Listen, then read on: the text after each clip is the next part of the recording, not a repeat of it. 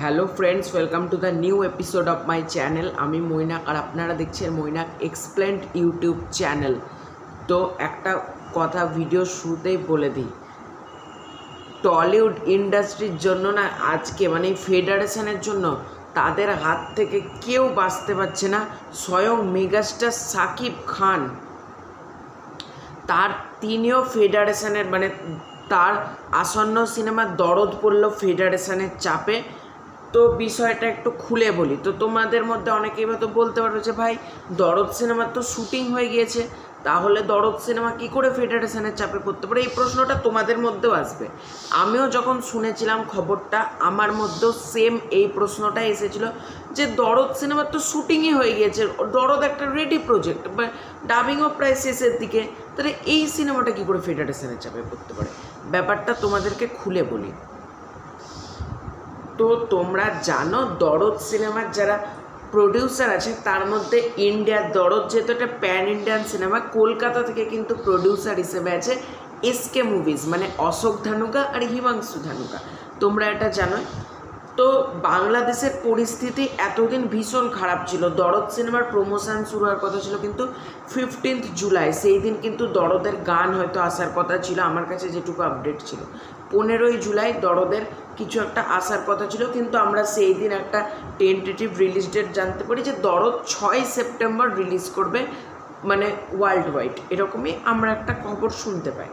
কিন্তু আজকে এই আপডেটটা শোনার পর আমার ভীষণ খারাপ লাগছে যে টলিউড ফেডারেশনের হাত থেকে কেউ বাঁচতে পারছে না। তো তোমরা জানো, বাংলাদেশের অবস্থা খারাপ ছিল বলে মেগাস্টার সাকিব খান এবং অনন্য মামুন কেউই চায়নি এর মধ্যে দরদের গান, দরদের কিছু বা দরদের পোস্টার কিছু আসুক। কিন্তু আস্তে আস্তে বাংলাদেশের পরিস্থিতি কিন্তু স্থির হচ্ছে, তার জন্য আমরাও দরদ নিয়ে আলোচনা করছি, আমরাও তুফান নিয়ে যে আপডেটগুলো টুকটাক পাচ্ছি তোমাদের সাথে শেয়ার করছি। কিন্তু দরদ সিনেমার কো প্রডিউসারে মানে প্রডিউসিং কোম্পানি হচ্ছে কলকাতার এসকে মুভিজ। তো তারা এই অবস্থায় চাইছে না যে কলকাতাতে এমনিতে টেকনিশিয়ান, পরিচালক, প্রযোজক একটা ভয়ঙ্কর দ্বন্দ্ব চলছে। তোমরা যারা আমাদের ইন্ডাস্ট্রি সম্পর্কে খবর রাখো তোমরা তো জানবে এই ব্যাপারটা। আমার যদি না জেনে থাকো, দেখবে আমি এই নিয়ে আরও 2-3টে ভিডিও তৈরি করেছি চ্যানেলে, তোমরা সেখান থেকেও চাইলে চেক আউট করে নিতে পারো সেই ভিডিওগুলো।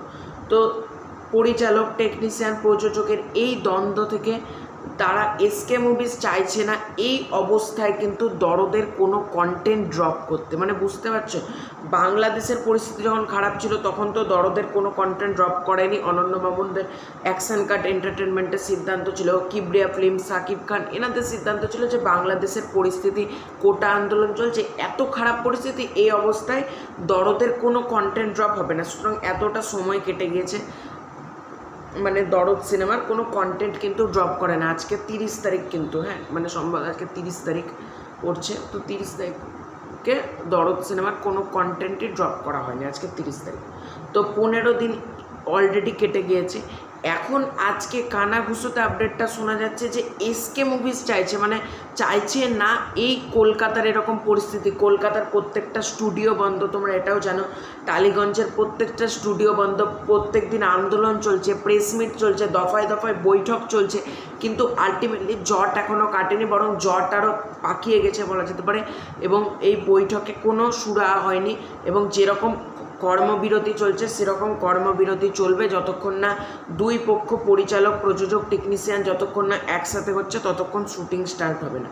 এই অবস্থায় এসকে মুভিজ চাইছে না, আমি যেটা কানাঘুষোতে শুনতাম, দেখো এটা 100% অফিসিয়াল আপডেট না, কিন্তু আমি যেটা সোর্স থেকে জানতে পারলাম, এসকে মুভিজ কিন্তু চাইছে না এই অবস্থায় দরদের কোনো কন্টেন্ট ড্রপ করতে।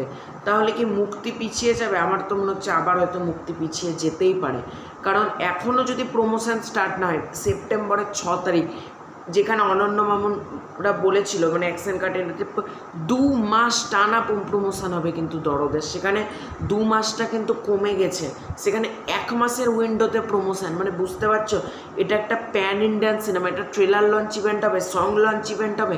তো মনে হচ্ছে না আমার দরদ সিনেমা তো সেপ্টেম্বরের ফার্স্ট উইকে, মনে হতো সেপ্টেম্বরের শেষের দিকে হয়তো মুক্তি পেতে পারে, বা সেপ্টেম্বরের 6 তারিখেও মুক্তি পেতে পারে। মুক্তি নিয়ে আমি কিছু বলতে পারবো না, কারণ মুক্তি তো সম্পূর্ণ মেকার্সদের হাতে, আমার হাতে তো নেই মুক্তি।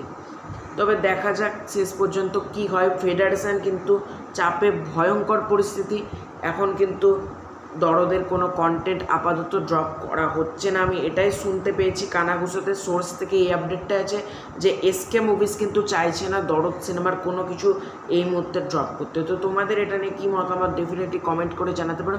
এই ভিডিওটা ইনফরমেটিভ মনে হলে তোমরা লাইক করতে পারো, শেয়ার করে বন্ধুদের মাঝে জানাতে পারো। আর চ্যানেলে নতুন হয়ে থাকলে তো ডেফিনেটলি চ্যানেলটাকে তোমরা প্লিজ সাবস্ক্রাইব করে দিও। তো খুব শীঘ্রই দেখা হচ্ছে একটা ইন্টারেস্টিং ভিডিওতে, ততক্ষণের জন্য বাই বাই।